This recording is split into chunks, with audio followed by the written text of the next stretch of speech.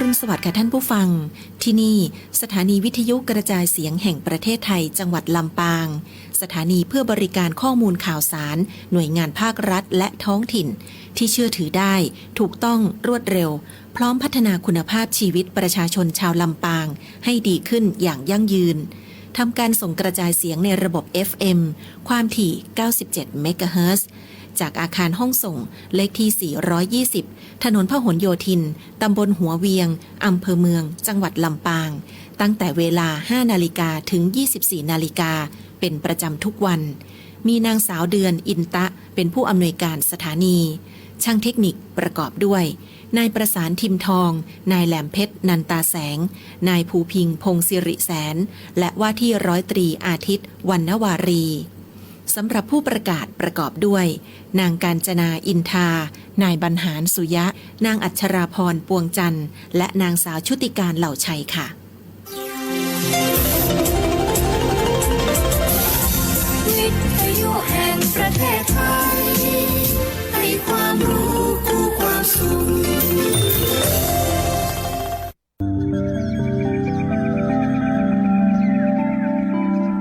สถานีวิทยุกระจายเสียงแห่งประเทศไทยจังหวัดลำปาง FM 97 เมกะเฮิรตซ์เสนอรายการ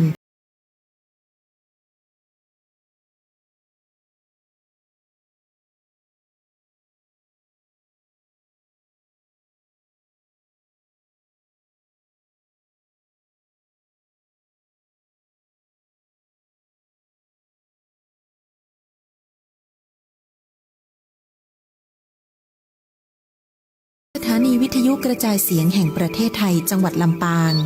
FM 97 เมกะเฮิรตซ์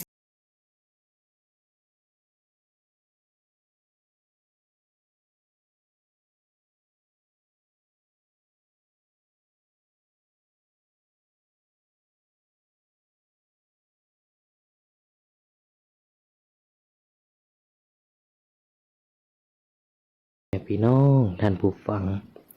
ทุกคนทุกท่านที่ได้มารับชมรับฟังรายการธรรมะยามเจ้าอย่างเช่นเคยซึ่งวันนี้ก็เป็นวันที่ต่างวัดบ้านไห่ศิลาทองได้เป็น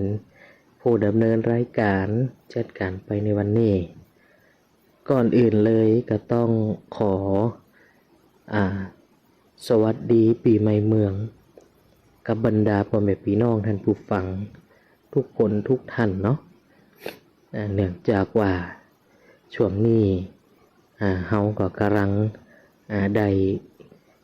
อยู่กับช่วงเทศกาลปีใหม่เมืองซึ่งทั้งรัฐบาลทั้งการหน่วยงานราชการต่างๆคือการสนับสนุนอย่างเต็มที่ในการจัดกิจกรรมหลายอย่างแล้วสิ่งที่เฮาบ่ได้ละเลยนอกจากจะเป็นการรดน้ำเล่นสงกรานต์ตามสถานที่บันเทิงหรือสถานที่อย่างก็แล้วแต่สิ่งที่เฮาขาดบ่ได้นั่นก็คือการรดน้ำดำหัวผู้เฒ่าผู้แก่การที่เฮาได้แสดงออกถึงความกตัญญูโหคุณต่อพ่อต่อแม่ผู้มีพระคุณบุญคุณต่อเฮาทั้งผู้ที่ยังมีชีวิตอยู่และผู้ที่ล่วงลับไปเฮาก็บ่ได้ละได้ลืมกันก็จะได้ทำการรดน้ำดำหัวในช่วงเทศกาลปีใหม่เมืองแล้วก็ทางพุทธศาสนาเฮาท่านศาสดาเฮาก็ยังมีกิจกรรมต่างๆนานาเช่นการทำบุญตักบาตรทั้งตักบาตรข้าวสารอาหารแห้งตักบาตรอาหารสุกก็ดีตลอดจนถึงการตานขันน้ำขันข้าวแห่ไม้กำสีขนสายเข้าวัดแล้วก็สิ่งที่สำคัญที่สุดนั่นก็คือการสืบชะตาเพราะว่าคนเมืองเฮาเชื่อว่าเมื่อข้ามพ้นปีใหม่หรือว่าสงกรานต์วันพญาวันปากปีปากเดือนไปแล้วทุกคนก็จะนิยมในการส่งเคราะห์สืบชะตาต่อดวงชะตา และที่สำคัญที่สุดก็คือหลายคนหลายท่านก็มาฟังในเรื่องของการทำนายว่าปีนี้เมื่อจันทร์วันดีวันใดจะเป็นวันดีวันใดจะเป็นวันเสียเป็นวันกาลกิณีวันนี้อาตมาเองก็เอามาฝากเหมือนกันเด้อแต่ยังบ่โอเตียนเนาะ ถือว่าพ่อแม่พี่น้องได้อยู่ด้วยกันก่อนนะได้ฟังนำหน้าไปก่อนเนาะเดี๋ยวต่างเนื้อหาเดี๋ยวเขาค่อยมาที่หลังให้พ่อแม่พี่น้องอดใจรอนะจะได้ชี้แจงในเรื่องของวันเดือนปีของปีใหม่นี่ผู้ใดมีก็มีโจกมีลาบยังก็จะได้อูจากให้พ่อแม่พี่น้องฟังแต่ก็ต้องขอย้ำชี้แจงว่าเป็นเพียงแต่การทำนายตามดวงชะตาราศีของจันทรคติสุริยคติก็ดีนะเป็นการทำนายเป็นการคาดการเดาประเมินนะก็บ่ได้สร้างความงมงายให้เกิดแก่พี่น้องศรัทธาตลอดจนถึงบ่ได้สร้างความวิตกกังวลให้กับพี่น้องผู้ฟังทุกคนทุกท่านเด้อวันใดจะมีเคราะห์วันใดเป็นวันเสียวันดีอันนี้ก็อยู่ที่คนเฮาอยู่ที่บุคคลเฮาเด้อศาสนาเฮาต่างอาตมาเองบ่ได้สนับสนุนเนื้อศรัทธางมงายแต่เฮาก็บ่ได้ละเหตุบ่ได้เลียดใส่ยังประเวณีมีหยังเฮาก็มาอู้มาจาอู้แจงแถลงไขไปจะหนักจะมากจะน้อยก็อยู่ที่ดุลพินิจของมูลศรัทธาเฮาที่ได้รับฟังกันไปจะได้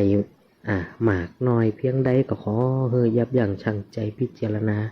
ใช้วิจารณญาณในการรับชมและรับฟังอันไหนที่จะได้นำไปปฏิบัติได้นะก็อนุโมทนาเอาไปใจได้อันไหนที่อู้แต่ของเล่นของกะเพื่อมันคล้ายเกลียดเนาะอยู่ด้วยกันตื่นเจ้ามาเปิดธรรมะยามเจ้าเมื่อนานกันเขาจะได้พบได้ปะกันต้องขออภัยนะท่านศรัทธาเฮาต้องขออภัยสู่มาอภัยกับผู้ฟังทุกคนทุกท่านปกติแล้วทางวัดบ้านไห้ของเฮานี่ทำรายการคู่เนี่ยตัวอาตมาเองเนาะกับทางท่านพระครูเอง เฮาก็ได้จัดรายการโกกันมาเมื่อนละแต่ช่วง2 ปีข้างหลังมานี่รู้สึกว่าอาจารย์ก็บอกดังท่านพระครูกับทางตัวอาตมาเองก็บ่ค่อยได้ร่วมงานกันเพราะว่าอาตมาก็ติดภารกิจศาสนกิจต่างอำเภอก็ได้มาดูแลพระสงฆ์องค์เน้นเปิ่นได้เปิดโรงเรียนใหม่ได้มาช่วยเปิ่นก็เลยทำให้บ่ค่อยได้จัดรายการกู้กับทางท่านพระครูวัดบ้านไห้เนาะแต่ก็ยังไปมาหาสู่กันอยู่ก็ยังอยู่วัดบ้านไห้อยู่นะครับสดาวก็ยัง บ่ทิ้งบ่ละบ่ขวางเนาะเพราะว่าเฮามีภารกิจอันใดเฮาก็ดีหยาดีดำเนาะท่านพระครูก็เป็นหยังก็เอาการงานของท่านว่าก่อนนี่นะก็เรื่องนี้ก็เป็นหยังครับก็เปลี่ยนกันมันเดี๋ยวอาจารย์ก็บ่ได้ทำการจัดรายการบางครั้งก็ให้ทั้งท่านพระครูจัดรายการเองเนาะมันเดี๋ยวกับการงานมันก็นักเดี๋ยวก็ลืมไปก็ต้องขออภัยมันเดี๋ยวก็ว่ามาฟังวันนี้มาคนโหตัวเจ้าที่ไหนมาบ่เคยได้ยินเสียงสำเนียงเสียงปากก็ต้องขออภัยเน้อด้านศรัทธาเฮาได้มาพบมาป้ากันเมื่อล่ะนะเพราะว่าเฮามีภารกิจต่างคนต่างมีหน้าที่ต่างคนต่างมีภารกิจผิดพลาดประการใดก็ขอให้พ่อแม่พี่น้องได้ให้อภัยกันเด้อปีใหม่แล้วจะได้บางทีไปเกลียดไปจังกันบางทีไปว่าอย่างกันเด้อเอาไปเฮาเถอะ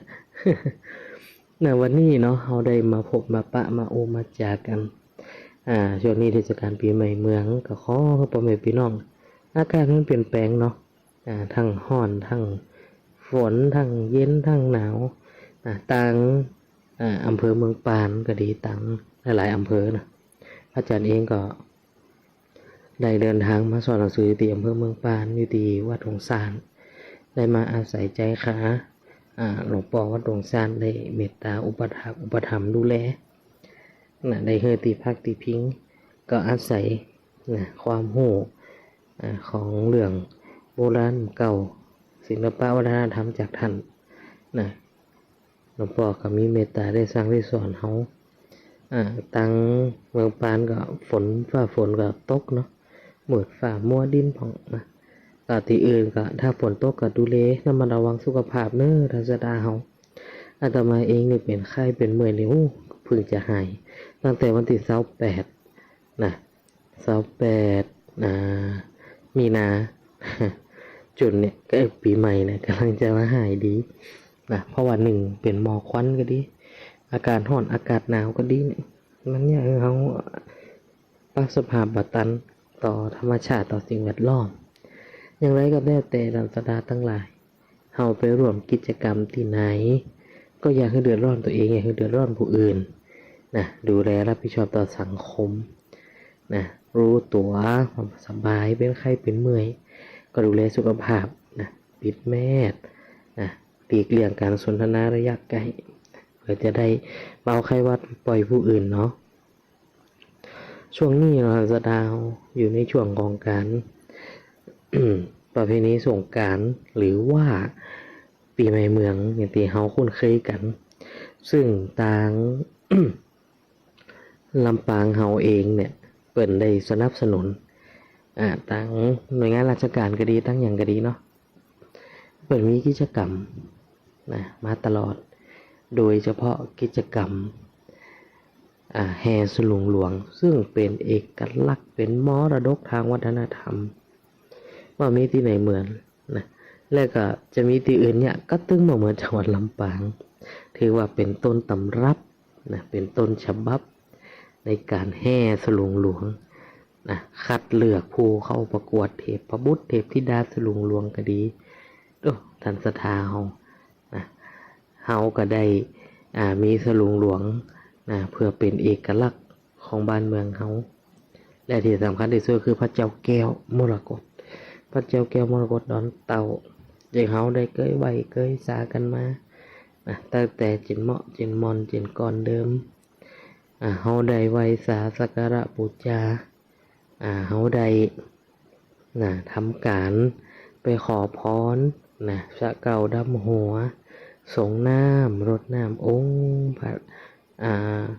แก้วดอนเต้าของเฮาทุกปีเพื่อจะได้นิมนต์อาราธนาเอาอย่างพระแก้วมรกตดอนเต้าของเฮานี่มาไว้ที่กลางเวียงนั่นก็คือ5 แยกหอนาฬิกาเพื่อให้พุทธศาสนิกชนเจ้าลำปางนักศีลนักบุญได้ไหว้สาสักการะเป็นพระกูบ้านกูเมืองตั้งแต่บ้านตังเมืองตังบุญตามประวัติตำนานเนาะที่เปิ่นได้มีไว้ให้เฮาได้ศึกษาได้อ่านได้เขียนได้เรียนรู้ก็เป็นประวัติศาสตร์เนาะที่ผ่านมากันละกันก็ถือว่าเป็นสิ่งที่กูบ้านกูเมืองเฮายกย่องบูชาควรที่จะรักษาไว้นะมีลูกมีหลานพ่อแม่พี่น้องครับก็พากันไปไหว้ศาสักการะบูชาอันนี้ก็เป็นสิ่งที่ต่างจังหวัดลำปางเขาได้ยึดถือปฏิบัติมาเพื่อยึดเหนี่ยวจิตใจเป็นขวัญกำลังใจให้กับพี่น้องประชาชนเจ้าลำปางของเขาที่มีพระแก้วมรกตเป็นพระกูบ้านกูเมืองเวลาเปิดแห่พระเจ้าแก้วมาเนาะโอ้มืดฟ้าครึ้มฝนเหมือนฝนจะตกอันนี้ก็เป็นบารมีเป็นสิ่งที่เฮามองบ่หันเนาะก็ใจวิจารณญาณในการรับชมรับฟังคิดพิจารณาเทพบุตรเทวดาก็มาแสดส่องสรรเสริญยินดีเขาเท่าแก่บอกว่าโอ้ถ้าแห่พระเจ้าแก้วมันได้ละเมิดฟ้าเมิดฝนคล้ายๆกับคราวตีมหาเถรพระแก้วมรกตเฮาหนีออกจากวัดพระแก้วเนาะแล้วไปฝากไว้ตีวัดพระดาษลำปางหลวงซึ่งบ้านเมืองเกิดโกลาหลกาลียุคจิตใจของคนเฮานั่นเพิ่มพูนด้วยกิเลสตัณหาจิตใจของคนเฮานั่นก็เพิ่มพูนด้วยความโลภโกรธหลงก็จะได้มาลู่มาทำลายพระแก้วมรกตของเขามหาเถรก็เลยนำเอาไปฝากหรือว่านำเอาไปทิ้งไว้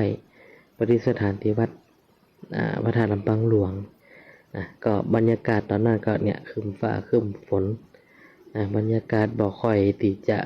โล่งแต่ใดเกิดโกลาหลก็เช่นเดียวกันเวลาเปิ่นแห่พระเจ้าแก้วแล้วก็เท่าแก้วว่าเนี่ยเปิ่นแห่พระเจ้าแก้วจะมืดฟ้ามืดฝนครึ้มฟ้าครึ้มฝนเหมือนกับว่าห้องฟ้าห้องฝนโดนบันดาลให้ฟ้าให้ฝนมาตลอดจนถึงเหมือนกับบรรยากาศปีมหาเถรได้เอาพระแก้วมรกตนี่ก็มีความอัศจรรย์อีกเกิดขึ้นทางศรัทธาเฮาอันเนี้ยเป็นประวัติเป็นตำนานที่เป็นได้อู้ได้จาได้เล่าขานกันมาตั้งแต่สมัยอดีตจนถึงปัจจุบันหากอู้ถึงเรื่องประเพณีสงกรานต์แล้วทางศรัทธาทั้งหลายมันมากับความเชื่อของคนในสมัยอดีตจนถึงปัจจุบันบางคนก็สอบถามกันมาว่าวันใดเป็นวันสังขารหลอกวันใดเป็นวันเหนาวันพญาวันก็ด้วยความที่ว่าได้รับ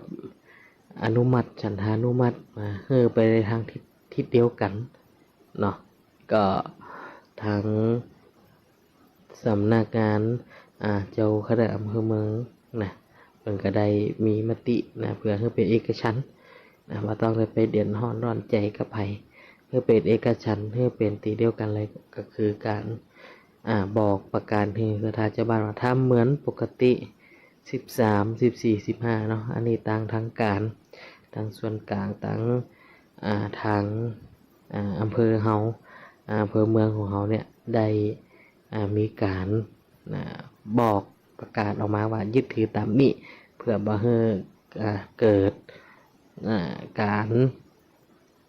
ยึดถือแบบที่มาเหมือนกันเนาะกับพระอาจารย์ก็น้อมรับเอาตามคำแนะนำในเอามาอุมาจาต่อเนาะเอาให้เป็นแบบอย่างแบบแผนต่อไปก็สนับสนุนความคิดเห็นของทุกคนทุกท่านเนาะอยู่ที่การคิดพิจารณาเอาเองเนาะแล้วก็สิ่งที่สำคัญที่สุดแฝงไว้โดยกุศโลบายต่างๆการเข้าวัดเข้าวาทางศรัทธาทั้งหลายห้ามตะล้อแก่ล้อเท่าดื้อบางคนอ่างมาเท่าเตี่ยเปิ้งเข้าวัดเปิ้งก็เข้าอย่างอื่นอันนี้ทางศรัทธาทั้งหลายเราต้องอย่าอยู่อย่างประมาทเราต้องไม่ประมาทเราประมาทนี่ถือว่าเหมือนกับขับรถแล้วปล่อยมือเราประมาทนี่คือปล่อยมือทั้งสองมือเวลาขับรถนี่นะมันสามารถพลิกคว่ำก็ได้สามารถเกิดอันตรายก็ได้ถ้าเข้าใจความประมาทในการดำเนินชีวิตนะดังนั้นเราอย่าเอาความประมาทมาเป็นตัวตั้ง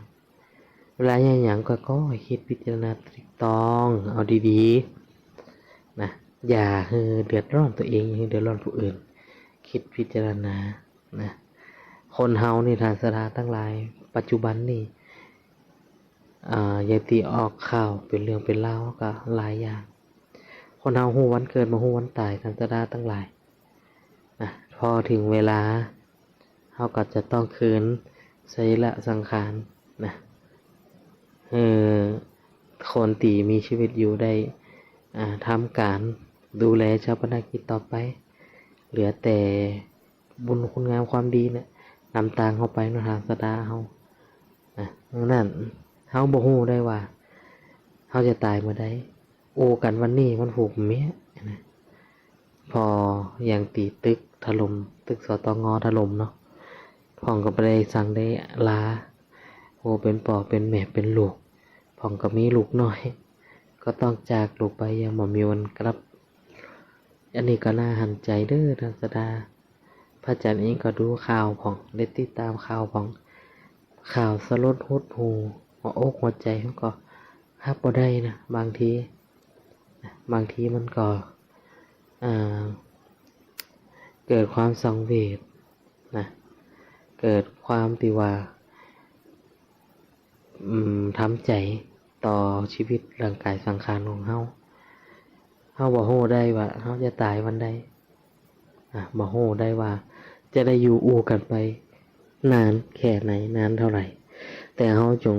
ทำทุกเวลาทุกนาทีเพื่อมันมีค่าที่สุดมาอยู่ด้วยกัน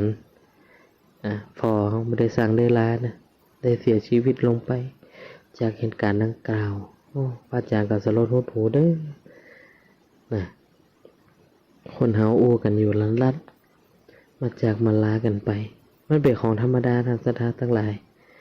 ทั้งเราและเขาก็ต้องมีการจากเป็นธรรมดาอยู่ที่ว่าจะจ้าจะเร็วเท่านั้นเองนะดังนั้นเมื่อเขาฮู้ว่าความตายเป็นสิ่งที่แน่นอนนะเฮาก็จะมัวอยู่กับตัวเองอยู่โดยที่มันมีสังคมก็บ่ได้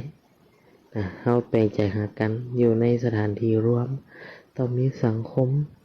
ต้องมีผู้ที่ฮักที่เกลียดเป็นธรรมดาแต่เฮาก็ควรสร้างผู้ที่ฮักให้นักๆกว่าผู้ที่เกลียดนะเพราะว่าหยังก็เพราะว่าเฮาไปบังคับจิตใจไผบ่ได้เนาะทำดีแค่ไหนท่านสดาทั้งหลายบางคนเขาก็ว่าดีมีเขาก็ว่าเปิ้นบางคนเฮาทำดีเกินไปก็คำหน้าคำตาลำหน้าลำตาอันนี้ก็บ่ดีนะดังนั้นดีหรือบ่ดีมันจะให้คนอื่นมาตัดสินตัวเฮาเนี่ยเป็นคนตัดสินเองจะดีหรือไม่ดีที่ตัวเฮามันจะดีนะเพื่อคนคนเดียวแต่เฮาดีแล้วก็หน้าหมู่ดีต่อตัวเองนะดังนั้นเฮาควรคิดพิจารณาไว้ทันสดาทั้งหลายว่าเมื่อมีไผอยู่กำฟ้าไว้นั่นอยู่ด้วยกันตัดความเกลียดความโลภความโกรธความหลงออกเหี้ยอยู่ด้วยกันเพียงเล็กน้อยด้วยระยะเวลา10 ปี20 ปีถ้าถามว่ามันเร็วกว่าก็เร็วนะปุ๊บปั๊บเดี๋ยวก็ไปมาปุ๊บปั๊บเดี๋ยวก็ไปมาเวลาอย่างปีใหม่นี่ก็เหมือนกันทัศนาทั้งหลายปีแล้วก็ยัง ยังม่วนอยู่ปีนี้ก็มาเนี่ยมันมีความทรงจำหลายอย่างเนาะดังนั้นคนเฮาก็แล้วแต่ทัศนาทั้งหลายจะอยู่ไหนจะมีชีวิตอย่างไรจะต้องมีสถานะอย่างไรนะมันก็บ่หนีจากความตายใดดังนั้นเฮาต้องอยู่ด้วยความบ่ประมาทเขาว่าฟังเทศน์ฟังธรรมในปีใหม่เนี่ยเขาว่าหมองไปฟังเทศน์ฟังธรรมให้บองเองอันเนี้ยแนะนำในท่านศรัทธาทั้งหลายแล้วชีวิตเฮาอย่าไปเครียดเด้อท่านศรัทธา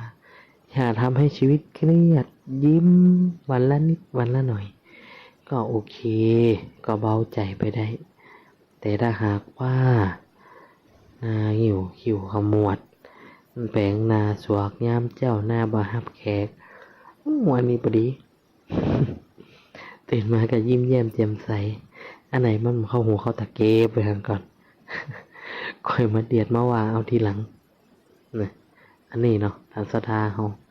ก็คิดพิจารณากันไปว่าเฮาจะใช้ชีวิตแบบไหนในโลกนี้ใช้ชีวิตให้มีค่าหรือใช้ชีวิตให้มันไร้ค่าอันละทางศรัทธาทั้งหลายโอไปโอมาก็เวลาก็ผ่านไปนะผ่านไปแบบไม่มีวันกลับนะเพราะว่าเวลานั้นผ่านไปเรื่อยๆย่อมเกินกินทุกสรรพสัตว์เฮาเหมือนกันถูกเกินกินด้วยเวลาของเฮาเหลือน้อยลงทุกทีนั่นนะศรัทธาทั้งหลายเฮาโหได้ว่าจะเสี่ยงบุญเฮาบ่ได้แต่ทำบุญกินตันไปเถอะในช่วงปีใหม่นี่เข้าวัดเข้าว่าคนสมัยตะก่อนเนาะตันศรัทธาเฮา ถ้าถึงปีใหม่แล้วก็สังขารล่องตื่นเจ้ามาคนเฒ่าคนแก่ห้องตื่นละพอปูสังขารอย่างสังขาร มาดูมันก็มีอย่างคนเฒ่าคนแก่ก็หันเป็นไฟห้องหันเป็นนี่ห้องอันนี้ก็เป็นกุศโลบายนะคือลูกหลานตันเต้าได้ลูกเจ้าได้มาหันเดือนหันดาวในปีใหม่ได้มาสัมผัสบรรยากาศนั่นนันสดาเขามนุษย์คนเฮานี่ย่อมอยู่ด้วยสติปัญญาอย่าอยู่ด้วยความไร้ปัญญาเราต้องมีสติปัญญาอันอย่างที่เปิดมีมาแต่สมัยอดีตจนในปัจจุบันเนี่ยถ้ามันไม่มีเหตุผลเบิกคงบ่คิดบ่ทำทุกวันนี้มันมีเหตุผลเบิกถึงได้ทำจงตั้งเหตุผลให้กับตัวเองกับผู้อื่นตัวอย่าสักแต่ว่า เรามีเหตุผลนะเพียงคนเดียวคนอื่นไม่มีเหตุผลเนี่ยบ่ฟังไผมายินดีสิขายินบ้านเนี่ยก็ไผนี่ก็บ่ได้เนาะเฮาอยู่ด้วยคนหมู่มากต้องมีความยินดีต่อกันคนเฒ่าคนแก่ก็บอกลูกเจ้าเน้อปู่สังขารเนี่ยสังขารจะกลายบ้านเฮาไปลูกไปลากพกพอเน้อ จุ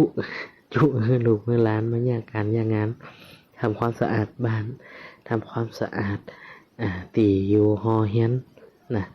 เขาว่าสังขารลองหมายความว่าสังขารเขามันลองไปแล้วเห็นปีหนึ่ง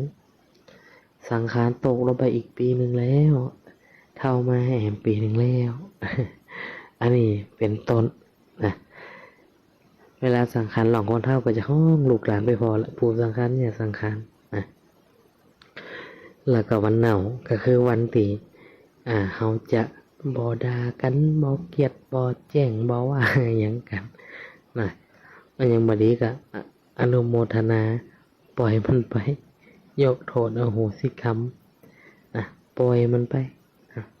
บ่ต้องได้ไปยุ่งยิ่งนะแต่ถ้าหากว่าเฮามีความกตัญญูมีความกตเวทีนึกถึงอย่างคุณครูบาอาจารย์ก็ดีนะนึกถึงต่างครูบาอาจารย์ก็ดีนะนึกถึงหลายๆคนหลายๆท่านเนาะนะเฮาก็ไปรดน้ำดำหัวสักการะบูชาคารวะวันเหนาคือวันที่เขาจะมาเดียดบาดามาว่าหยังกันนะเป็นวันที่ลูกหลานมาพร้อมหน้าพร้อมตากินข้าวล้ำน้ำล้มอยู่กับปอกกับแม่ธรรมดามาว่ามาจากันมากกว่าม่วนลูกหลานกันหนีไปเฮาไปเนี่ยพี่บ้านนะพี่กระโดนด่าพี่กระโดนชมพี่กระโดนบนเนี่ยอันนี้ก็บดีเนาะนันสถาของเฮาจะต้องเป็นตัวอย่างให้กับลูกกับหลานแปลงดีไว้ให้ลูกแปลงถูกไว้ให้หลานวันเหนาประกาศจำบาอูบัดจายังกันจำบาว่าอย่างให้ร้อนๆไรให้ใส่กันจะต้องอูดีๆจะดาวก็ต้องอูดีๆเด้อ กับลูกกับหลานมันเลยดังใจกับอูดีๆกับผัวกับเมียกับอูดีๆเมียกับเจ้าปีเจ้าใครกินอย่างเจ้าใครกินขนมกับเจ้าใครกินข้าวต้มกับเจ้าใครกินหยังประมาณเลยโอ้มันม่วนเนี่ยวันทำเป็นอย่างเนาะ เปิดใจกับข้าผมน้องจะกินยังตัวจะกินยังเบิดปีจะไปซื้อเบิดอายจะไปซื้อถ้าจะมีอยู่เนาะอย่าอีเนาะ ก็มันเป็นอย่างนั้นสถามันเป็นกุศโลบายนะว่าลูกหลานเปิดมาปิกจากต่างบ้านต่างจองมาก็หมายติดจะมาแอลหาพ่อแอลหาแม่เนาะกลายเป็นว่าพ่อแม่มาโอ้บดีกับลูกกับหลานอีกอะบ่ได้เนาะเขาว่าเขาด่าเขานะเป็นคนเฮาเป็นบ้านเป็นเมืองอีกอะแถมน้อยลูกหลานมาหาเปิดก็เลยมีวันเหนานะเป็นวันที่เขาจำเนี่ยยังซากอย่างอยู่วัดพัดเพลจำว่ายังไปจำยังไปนะวันเหนาหรือวันเหนานั่นเองอยู่บ้านห่อข้าวต้มขนมเตรียมตัวไปวัดไปว้าอย่างอีเป็นต้นนะเตรียมตัวเข้าวัดฟังเทศน์ฟังธรรมอย่างอีนะแล้วในวันหนึ่งก็คือวันพญาวันวันพญาวันจะตรงกับวันไหนจะตรงกับวันเสียจะตรงกับวันดีวันพุธวันพระวันศีลวันธรรมวันอันยังก็เลี้ยวเตถือว่าวันนั่นเป็นวันดีวันนั่นเป็นวันมงคลวันนั่นเป็นวันแห่งพญาวันทั้งปวงบ่มีในเต่ามี1 วันเท่านั้นนะเจ้าบ่มีที่ไหนวันพญาวันนี่นะมีครั้งเดียวมีวันเดียวนะจะตรงกับวันเสียวันอย่างที่ว่าเป็นวันดีเพราะเป็นวันส่งท้ายปีเก่าตอนรับปีใหม่เป็นวันตีเฮาไปวัดไปวาไปปักจอบปักตุงใส่หมูพญายอไปฟังเทศน์ฟังธรรมไป ไปเป็นเจ้าภาพเลี้ยงตุเลี้ยงพระเป็นต้นอันนี้ถือว่าเป็นการสร้างสิ่งที่เป็นมงคลให้แก่ตัวเองศรัทธาบางวัดบางบ้านเนี่ยเป็นมีขนทรายเข้าวัดการขนทรายเข้าวัดก็เป็นกุศโลบายนะหมายความว่าจะได้คนสมัยตะก่อนนะอาตมาเองตันคนเท่าเนาะเวลาเปิดขนทรายเข้าวัดเปิดจะไปเอาทรายจากตากถ้าบ้านไกลตากอะวัดไกลตาบ้านไกลตากก็ไปเอาทรายติดตาติดนำวังนำแม่ใหญ่มาเอามาใส่ที่วัดที่เปิดจัดเถอะถ้าว่าบ้านไหนวัดอยู่ไกลตาเนาะแต่ว่าบ้านมีเหมียงมีห้วยก็จะใส่น้ำขู่ไปเอาทรายเขาใส่น้ำขู่ไปอย่างอาตมาเองเนี่ยตันนี่คนเท่าเอาทรายใส่น้ำขู่ทรายจากน้ำห้วยนะเอาไปขนทรายเข้าวัดอันนี้อาตมาเองยังตันอยู่มันเป็นกุศโลบายทางศรัทธาตั้งหลายมันเจว่าเปิ้นเนี่ยตัวเนี่ยเปิ้นทำตัวทำมันหมายความว่าเฮาเข้าวัดเข้าวามาบางครั้งเม็ดสายมันติดรองเท้าติดตีนติดไม้ติดมือของเฮาออกไปโดยที่เฮาบ่ได้ตั้งใจก็โกว่าเป็นบาปเป็นกรรมตีเอาของวัดในเขตธรณีสงฆ์ในเขตสังฆวาสสังฆกรรมก็กลัวเป็นบาปเป็นกรรมก็ได้ทำการขนทรายเข้าวัดเพื่อเอาทรายนั้นมาทดแทนที่เขาได้เอาออกจากวัดที่ใส่รองเท้าที่มันติดตีนติดไม้ติดมือติดรองเท้าเขาออกจากวัดคนเราก็กลัวเป็นบาปเป็นกรรมมีการขนทรายเข้าวัดเพื่อทดแทนทรายที่เขาเอาใส่ออกนอกวัดนี่ฮะก็คนสมัยตะก่อนเป็นกลัวเป็นบาปเป็นกรรมเนื้อทันสถาแม้แต่เม็ดทรายเม็ดเดียวก็กลัวเป็นบาปเป็นกรรมเดือนจีปีใหม่ก็เอามาคืนเหียเอามาทรงเหียนะเอามาแตนวัดแตนวาเหียอันนี้เป็นกุศโลบายนะไผก็กลัวเป็นบาปนะมันเดียวมันว่ากลัวเป็นบาปนะถามอ้อมกรรมบาปเป็นตัวจะได้ บุญเป็นตัวจะได้ถามย้อนจะอีโนพระจันทร์มาไขอูดด้วยละ ถ้าถามจะอีนี่นะเข้าวัดเข้าวาทำบุญสุนตาลกินตาลงานบุญก็ไปห่วมกิจกรรมเปิ้นไผก็กลัวเป็นบาปเป็นกรรม เพราะว่าเอาไปสร้างเจดีย์ทรายขนทรายเข้าวัดบางวัดเป็นสูตรเนอะอย่างอาตมาเองเนี่ยมาอยู่ตั้งเขตรอบนอกอำเภอเมืองเนี่ยมาอยู่ต่างอำเภอเนี่ยตีเป็นถิ่นธุรกันดารห่างไกลจากในโบสถ์ในเวียงประเภทนี้เป็นกับไปแห่งอย่างเนอะเปิ้นสู่เจดีย์ทราย3 วันนะดังนั้นแสดงประสูตรเจดีย์ทรายแสดงว่าทรายนี่อยู่ในวัดก็เรียกว่าเป็นทรายติเป็นตีศักดิ์สิทธิ์นะพออยู่ในเขตวัดก็จะเอาไปถมถมตั้งเอาไปเกียร์พื้นที่วัดเพราะบางวัดยังเป็นทรายมาได้เทปูนอย่างวัดหลายๆวัดในปัจจุบันแต่ก่อนก็เป็นทรายนะฮันศรัทธาทั้งหลายนะมาได้เป็นปูนเป็นสไตล์อย่างเดียวนะมาได้ใจประโยชน์จากวัดได้ใจประโยชน์จากทรายนั่นคนเฒ่าคนแก่ก็กลัวเป็นบาปเป็นกรรมนะกลัวเป็นบาปต่อ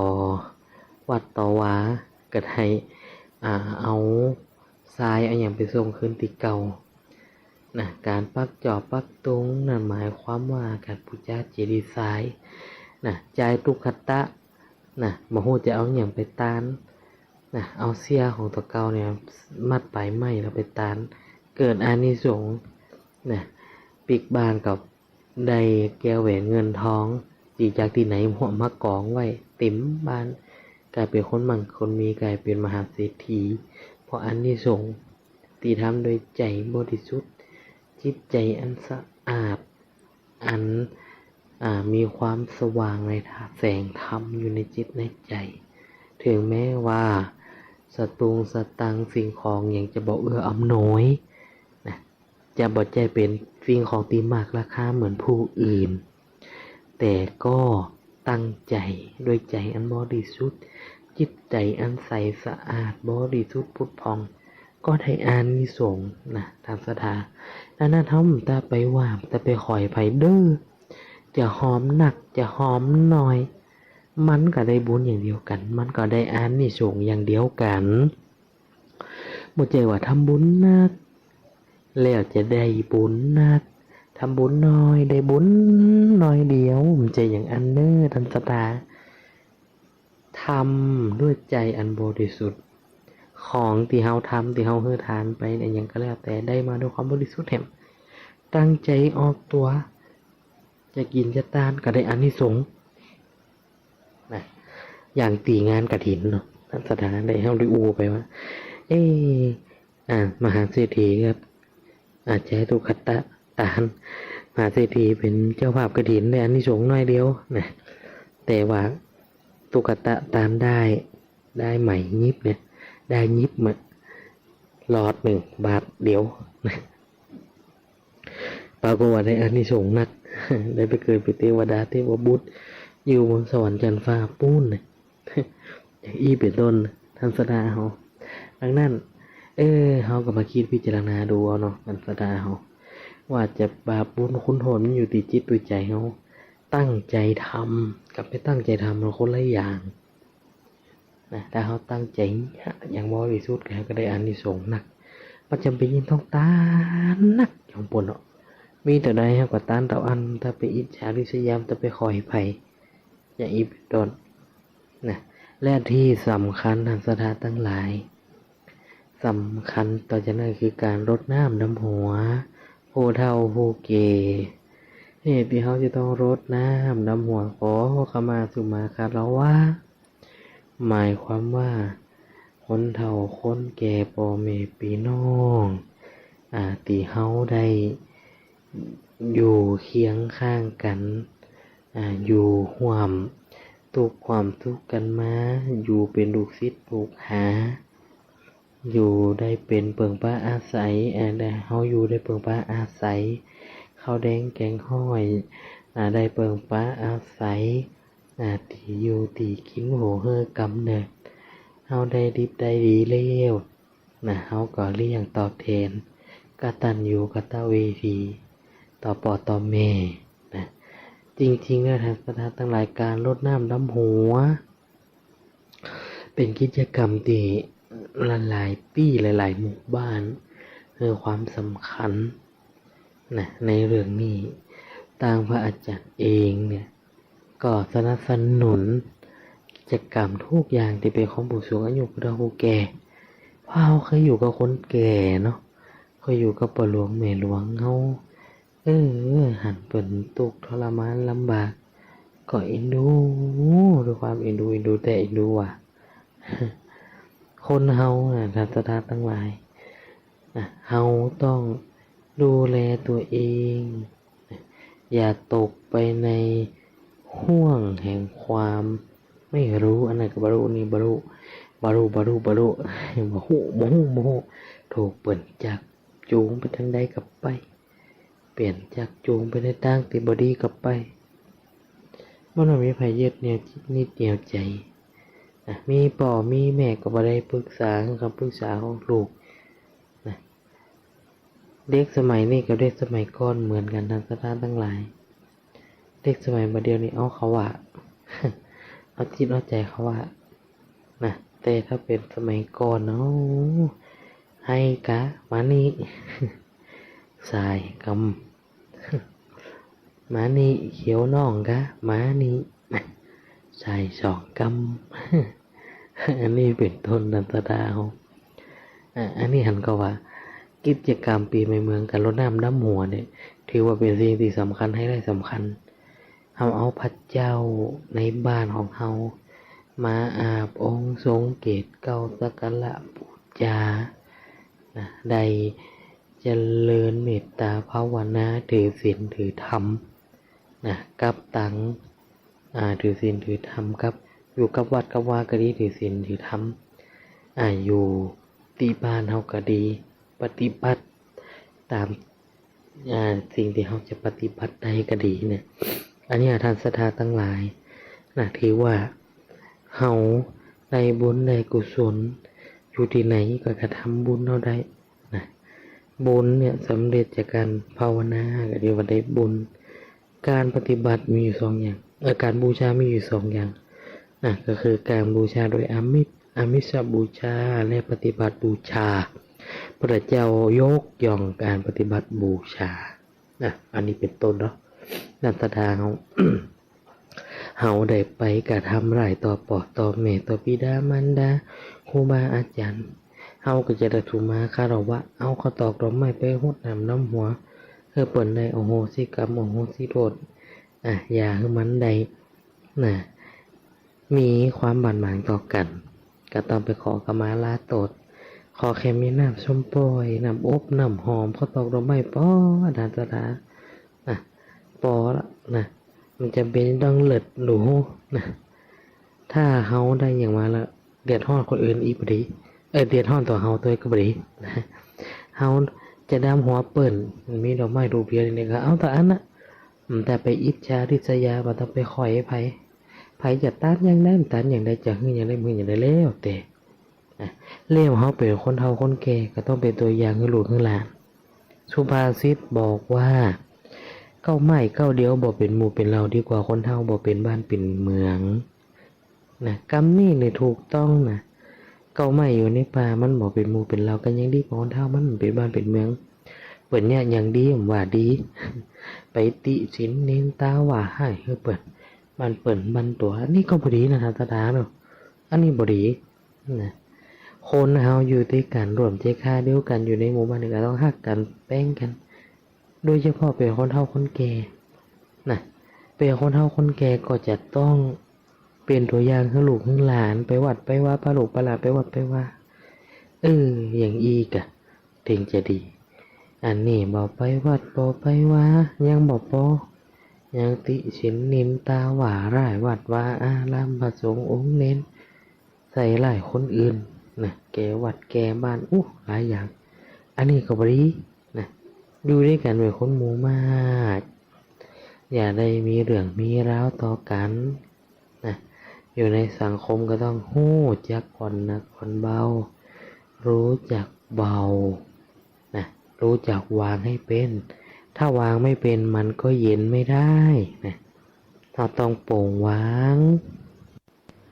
ปล่อยวางอย่าไปเครียดอย่าไปเคร่งเครียดต่อเรื่องต่อราวอย่างต่างๆอันนี้เป็นต้นปัจจุบันปีใหม่เฮาและก็เรื่องให้ไม้กำสีการให้ไม้กำสีนี่ท่านสดาทั้งหลายบ้องก็จะเอาจืดตามตรงตามตัวก็คือกำต้นสีพ้องก็กำซักกำสีจะได้อยู่ดีมีสุขมีอันช่วยกำจูอุดหนุนนี่เป็นต้นถามว่าดีก็ดีคนเฮามันต้องมีกำคืนให้ก่อนจะทำอะไรต้องนึกเสียก่อนนึกว่าเป็นผลดีผลเสียไหมในบุญใดกุศลก็แม้แต่เงินบาทเดียวถ้าเฮามีจิตใจที่จะฮื้อท่านสดาทั้งหลายในบุญในกุศลแต่ถ้าจิตใจเฮามาพอเป็นผู้ฮื้อนี่มันยากเขาจะได้รับความเมตตาจากผู้อื่นไผก็บ่ฮักไผก็บ่เอ็นดูเมตตาเพราะว่าหยังก็เพราะว่าการกระทำของตัวเฮาอย่างคนอื่นบ่ฮักบ่เมตตาบ่ชอบพ้อกันบ่ชอบพ้อกันอย่างอีเป็นต้นดังนั้นเราอยู่กับเพื่อเฮาจะต้องเป็นตัวอย่างให้ลูกให้หลานนึงไปวัดไปว่าไปสถานทั้งหลายจะไปว่าเฮามันเท่าเตี่ยมันเท่าเตี่ยมเข้าเตี่ยเป็นหน้าที่ของคนเท่าบุญนี่กับปัจจัย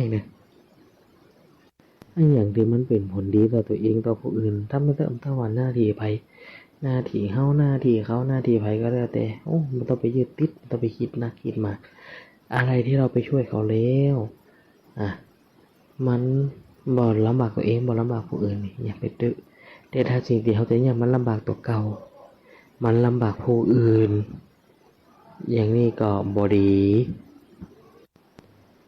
อย่างนี้ก็บ่เอาก็ถือว่าเป็นการทำบุญเป็นการคือตานตี เบียดเบียนตัวเองอันนี้ก็บ่เอาอย่างก็แล้วแต่อย่าเดือดร้อนตัวเองอย่าเดือดร้อนผู้อื่นนะต้องทำแต่พอดีมัชฌิมาปฏิปทาเดินสายกลางอย่างอีกเป็นต้นนันตราทั้งหลายนะอย่าได้คิดมากนะอย่าคิดนักคิดมากแล้วจะอย่างเงี้ยเป็นเรื่องโดยใจอันบริสุทธิ์สดใสมาต้องไปดูถูกดูแค้นคนอื่นนะมาต้องไปตัดพ้อต่อว่าตัวเองคนเฮาเวลาจะดีมันดีบ่เหมือนกันเวลาจะให้ก็ให้บ่เหมือนกันนะอย่างอีเป็นต้นว่าแต่ไปว่าคนนั้นเขาดีคนนี้บ่ดีคนนั้นดีหรือเฮาดีแล้วนั้นมันจะไปเกิดดีหรือไม่ดีอยู่ที่ตัวเองว่าต้องไปเป่าประกาศโฆษณาเข้าไปโอ้นะแล้วมันมีเห็นอย่างในทางศรัทธาทั้งหลายดีทั้งต่อหน้าและรับหลังอันนี้น่าอนุโมทนาดีต่อหน้าแต่รับหลังไม่ดี แล้วก็ดีแต่รับหลังต่อหน้านี้ว่าไม่ดี ปานากันดาแต่รับหลังมาหวังเขาดีอยู่นะและอันสุดท้ายก็คือไม่ดีเลยทั้งต่อหน้าและรับหลังแล้วแต่เขาจะเป็นบุคคลประเภทไหนประเภทใดนะเขาจะเลือกเป็นคนแบบไหนอยู่ที่ตัวเขาจะอยู่ที่คนอื่นจะมาเป็นผู้เลือกนะอยู่ที่ตัวเอง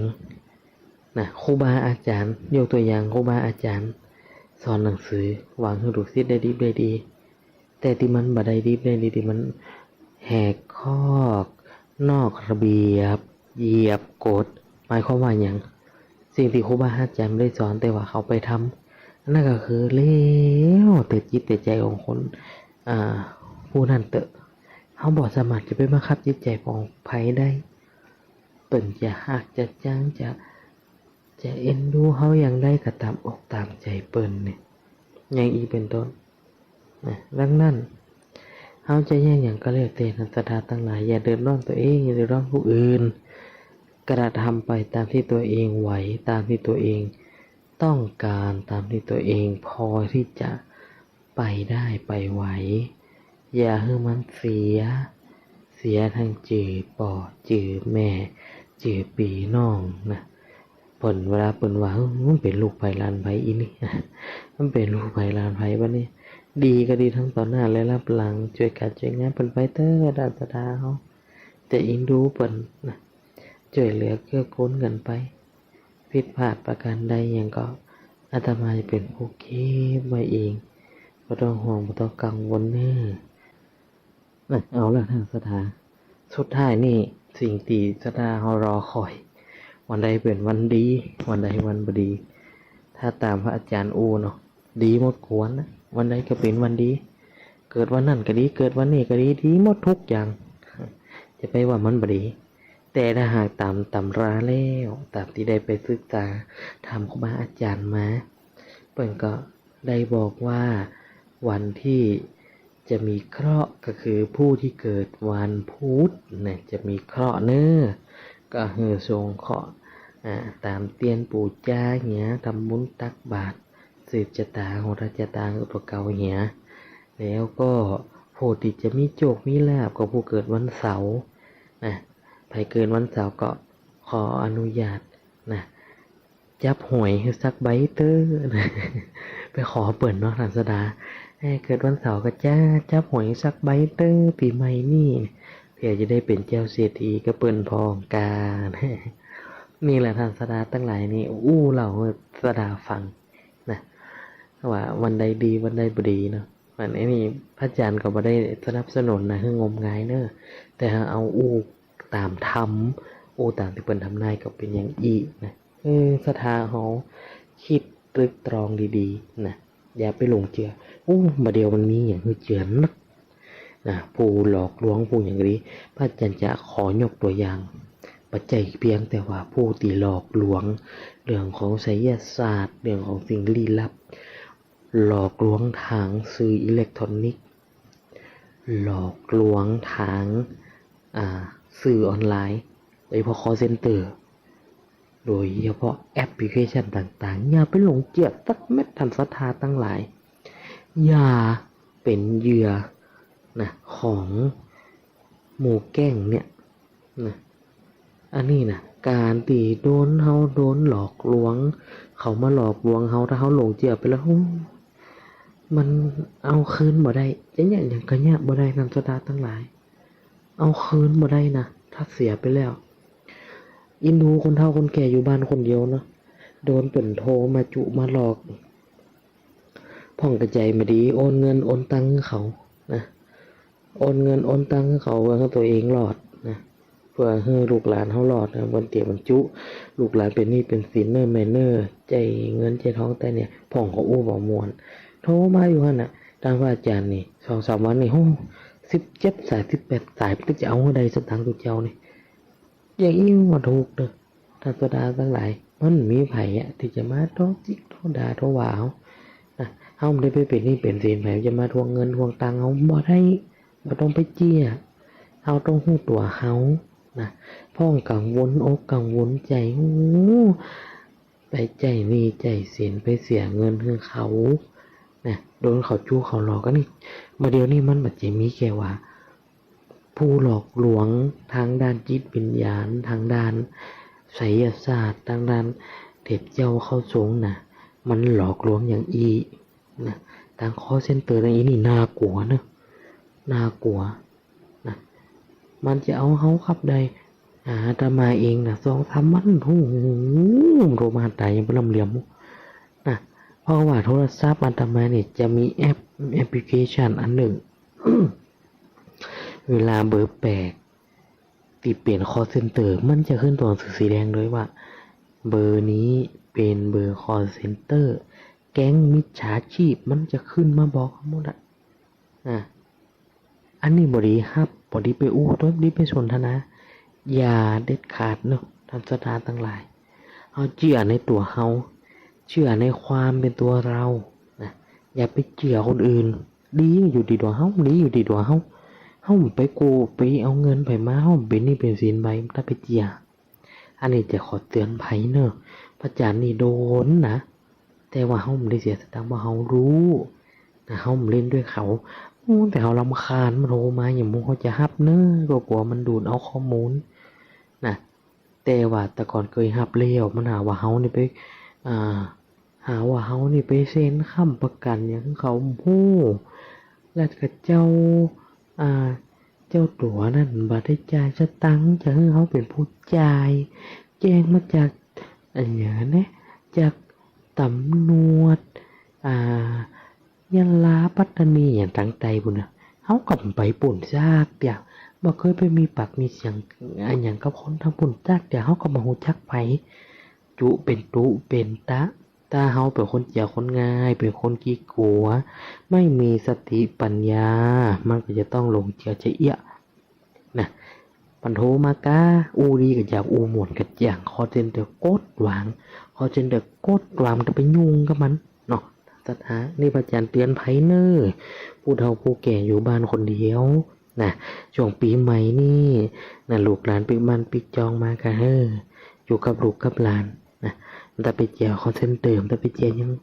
อยู่กับตัวเองอยู่กับปัจจุบันไม่ต้องไปเชื่อผู้อื่นนะดังนั้นท่านศรัทธาเฮาชีวิตของคนเฮาเนี่ยไม่มีใครที่จะมา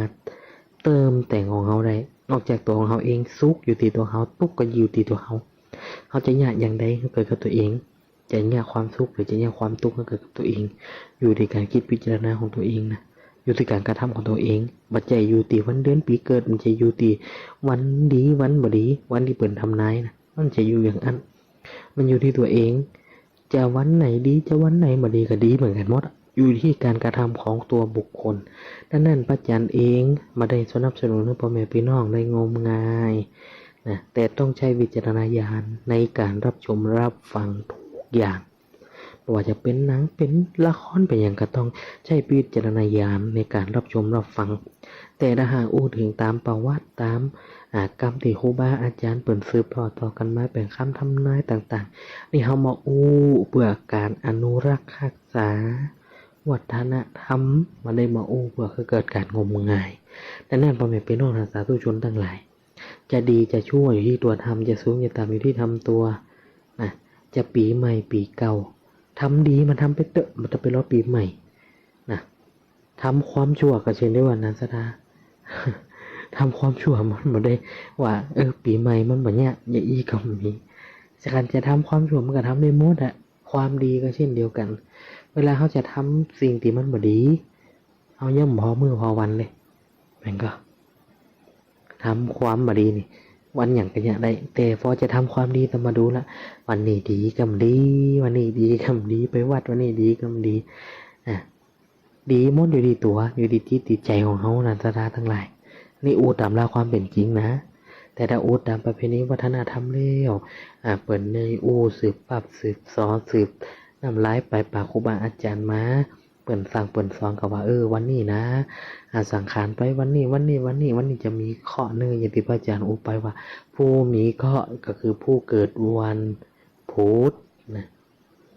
ผู้มีโจกมีหลาบก็ว่าผู้เกิดวันเสาร์นั่นไปชื่อหวยชื่อแจ๊ก็ปีเกิดวันเสาร์ไปจับหวยแม่ใบเน้อเพื่อจะได้โจกได้หลับเอาละท่านสนาตั้งหลายดีแต่บ่นี้ง่ายเน้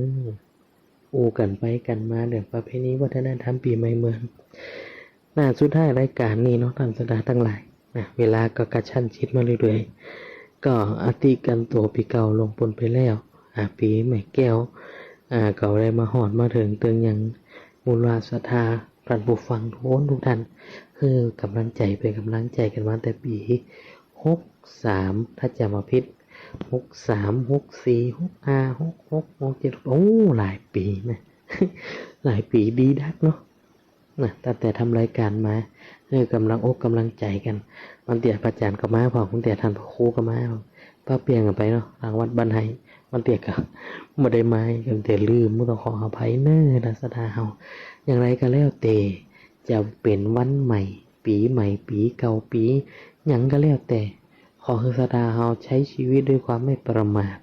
จะวันไหนดีจะวันไหนบ่ดีอยู่ที่ตัวการกระทำของเฮาอยู่กับลูกกับหลานปีใหม่มาลูกหลานป้าไปแอวก็อยู่กับลูกกับหลานวันเหนาก็จะไปจมไปด่าไปเดียดทั้งลูกทั้งหลานแอมน้อยเปิดมาหาเฮามันปิกไปบ้านอีแม่ขี้จมอีป่อขี้ด่าอีกับบดีวันเหนาเปิดกับฮือด่าฮือแจ้งการมันบดีเนาะอย่างอีเป็นต้นวันพญาวัดกับปลาลูกปลาหลานเขาวัดเขาวานทำบุญสุนตานฟังเทศฟังธรรมวันไหนมีที่ปีไหนมีเตี่ยเขาวัดเขาวาฟังเทศฟังธรรมสุดท้ายรายการนี้ก็ขออนุโมทนากับท่านคณะศรัทธาผู้ฟังทุกคนทุกท่านหลายๆคนได้มารับฟังคือกำลังใจกันมาแต่ปี63 64 65 66 67 85 ปี6ปีคือกำลังใจกันมาผิดพลาดด้วยประการใดก็ต้องขออภัยในท่านศรัทธาทั้งหลายแต่ถ้ากรรมใดที่มันเป็นประโยชน์เพราะจะนำไปปฏิบัติได้อนุโมทนาเอาไปปฏิบัติเลยสุดท้ายรายการนี้ปีใหม่ก็ขอพ่อแม่พี่น้องจงใจชีวิตอยู่ด้วยความบ่ประมาทต้องมีสติต้องมีปัญญาเน้ออย่าไปหลงเชื่อสิ่งที่มันบ่น่าเชื่อมาเดียวนี้มันมีหลายอย่างเนาะสื่อต่างๆมีอย่างมาคือเชื่อหลายอย่างนะเขาจะไปเชื่อจนกว่าเขาจะได้ลงมือทำในทัศดาเขาตั้งหลายปีใหม่นี่ก็เข้าวัดเข้าวาฟังเทศฟังธรรมไปรวมกันกินการตานวันไหนมีที่ปีไหนมีเตียทัศดาเขาอย่าได้ละได้ลืมปีใหม่เมืองเขาก็ใจชีวิตโดยความบ่ประมาทพ่อแม่พี่น้องท่านผู้ฟังอยู่ดีมีสุขขออนุโมทนาขอเจริญพรเน้อที่ได้มาห่วมฟังธรรมะยามเช้าในวันนี้ก็ขอให้ท่านผู้ฟังทุกคนทุกท่านใจชีวิตโดยบ่ประมาทอยู่ดีมีสุขภาพร่างกายแข็งแรงตลอดปีใหม่เมืองของเฮาข้ามปีใหม่แล้ววันเถลิงศกปีใหม่ก็ขอให้อยู่ดีมีสุขเหมือนกันทุกคนทุกท่านเน้อติดตามรับฟังรายการธรรมะยามเช้าได้ใหม่ในวันและเวลาเดียวกันนี้ทางสถานีวิทยุกระจายเสียงแห่งประเทศไทยจังหวัดลำปาง FM 97 MHz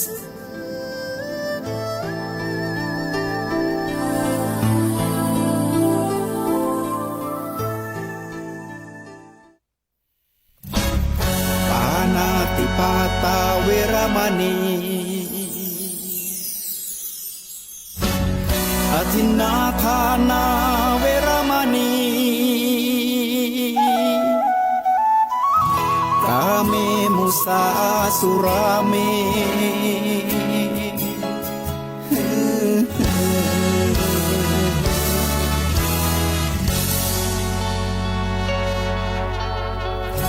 ศีลคือข้อห้ามธรรมคือข้อให้พุทธองค์ตรัสไว้ชี้ทางใจให้ภาคเพียรเบญจศีลเบญจธรรมท่องจำสมัยเราเป็นนักเรียนธรรมะไม่เคยแปลเปลี่ยนแต่เรายังจำได้ไหมมาทวงคำมันหมู่บ้านศีลห้าคือเป็นพันธะชาวพุทธทุกคนทั่วไทยสำนักพุทธขับเคลื่อนธรรมจุดเทียนสว่างที่กลางหัวใจสังคมจะร่มเย็นได้ศีลธรรมในใจต้องมีเบญจศีลว่ายังไงไหนลองท่องมา ข้อหนึ่งห้ามฆ่าสัตว์ข้อสองห้ามลักทรัพย์ข้อสามห้ามประพฤติผิดในกามข้อสี่ห้ามพูดเท็จข้อห้าห้ามดื่มสุรา แล้วเบญจะทำทั้งห้าว่าอย่างไรในบอกชัดๆอีกที ข้อหนึ่งเมตตากรุณาข้อสองสัมมาอาชีพข้อสามกามสังวรข้อสี่ต้องมีสัจจะข้อห้าสติสัมปชัญญะ ศีลห้าข้อทำห้าข้อทำใจทำได้สักข้อหรือยังมีศีลสุขล้ำมีธรรมสุขใจวอนพี่น้องไทยช่วยกันใส่ใจจริงจังยุคสมัยสื่อออนไล